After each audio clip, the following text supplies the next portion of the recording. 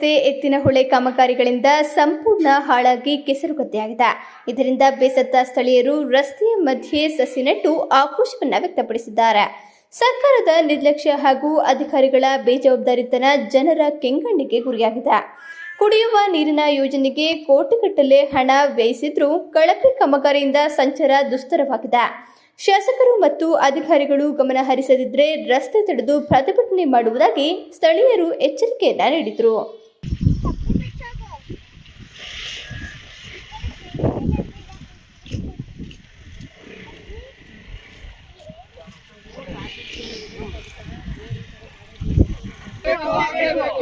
ನಿರ್ಲಕ್ಷ್ಯ ವಹಿಸಿರುವ ಅಧಿಕಾರಿಗಳಿಗೆ ನಿರ್ಲಕ್ಷ್ಯ ವಹಿಸಿರುವ ಅಧಿಕಾರಿಗಳಿಗೆ ರಸ್ತೆ ಡಾಂಬರಿ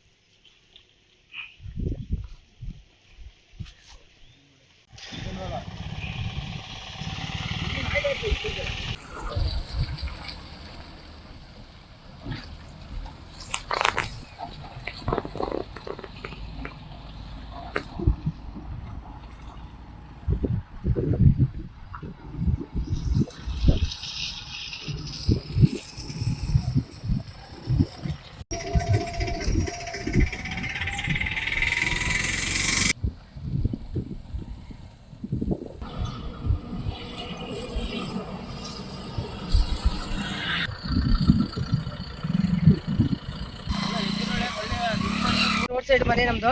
ಇಲ್ಲಿ ಎದ್ದು ಬಿದ್ದು ನಾವು ಇದೇ ವೆಹಿಕಲ್ಸ್ ಅಲ್ಲಿ ಓಡಾಡಬೇಕು, ಇಲ್ಲೇ ತಿರುಗಾಡಬೇಕು. ಗಾಡಿಗಳೆಲ್ಲ ಓಡಾಡ್ತಾ ಇರ್ತೇವೆ. ಇಲ್ಲಿ ಸುಮಾರು ಬೈಕ್ಗಳೆಲ್ಲ ಬಿದ್ದು ಸಖತ್ ಏಟ್ ಮಾಡಿಕೆ ಹೋಗಿದ್ದಾರೆ. ಇಲ್ಲಿ ಮಕ್ಕಳು ಕಾನ್ವೆಂಟ್ಗೆಲ್ಲ ಕಳಿಸ್ಬೇಕು, ಸಖತ್ ಹಿಂಸೆ ಆಯ್ತು. ನಾವೆಲ್ಲ ತಿರ್ಗಾಡಕ್ ಆಯ್ತಲ್ಲ, ಚಿಕ್ಕ ಮಕ್ಕಳು ಓಡಾಡಕ್ಕಾಗಲ್ಲ, ದನ ಹೊಡೆಯಕ್ಕಾಗಲ್ಲ, ಸಖತ್ ತೊಟ್ಲಾಗಿದೆ ಇಲ್ಲಿ. ಆ ಕಡೆ ಈ ಕಡೆ ಸೈಡು ಕಂಬಿಗಳು ಎಂಥದ್ದು ಇಲ್ಲ, ಒಂದು ಕಾಂಕ್ರೀಟ್ ರೋಡ್ ಮಾಡ್ಸಿಲ್ಲ, ಸಖತ್ ಪ್ರಾಬ್ಲಮ್ ಆಗಿದೆ ಇಲ್ಲಿ. ಸರ್ಕಾರದವ್ರು ಏನ್ ಮಾಡ್ತಾ ಇದ್ದಾರೆ, ಕಣ್ಮುಚ್ಚಿ ಕೂತಿದ್ದಾರೆ. ಅವ್ರೇನು ನೋಡ್ಬಾರ್ದಾ? ಅವ್ರಿಗೇನು ಗೊತ್ತಾಗಲ್ವ? ನಾವೇನು ಹೇಳ್ಬೇಕಾ? ಅವ್ರ ನಮ್ ಕೈಲಿ ಹೇಳ್ಕೆ ಮಾಡಿಸ್ಬೇಕಾ? ಇಲ್ಲ, 10 ವರ್ಷದಿಂದ ಗಾಡಿ ಮಾಡ್ತಿದ್ದು ರೋಡ್ ಮಾಡಿಸ್ಬೇಕಾ? ಇದು ರೋಡ್ ಹೋಗ್ಲಿ ಅವರು.